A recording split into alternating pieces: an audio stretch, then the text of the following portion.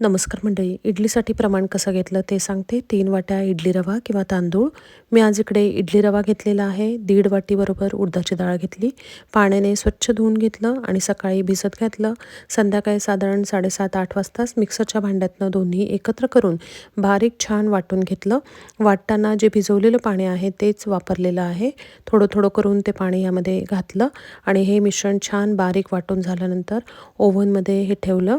हे लवकर वाटलेलं आहे कारण थंडी आहे, त्यामुळे हे छान फर्मंट होण्यासाठी लवकर वाटून ओव्हनमध्ये ठेवलं. सकाळी हे पीठ खूप छान फसफसून आलेलं होतं. ते सारखं करून घेतलं. त्यामध्ये मीठ घातलं, सगळीकडनं हलवून घेतलं. इडली पात्राला तेल लावलं आणि छान इडल्या लावल्या. एकीकडे चटणी, सांबार, बटाट्याची भाजी करून घेतली. तेच पीठ थोडं वेगळ्या भांड्यामध्ये घेऊन त्यामध्ये थोडं पाणी घातलं आणि त्याचे गरम गरम डोसेसुद्धा केले. खूप छान डोसेसुद्धा झाले. धन्यवाद.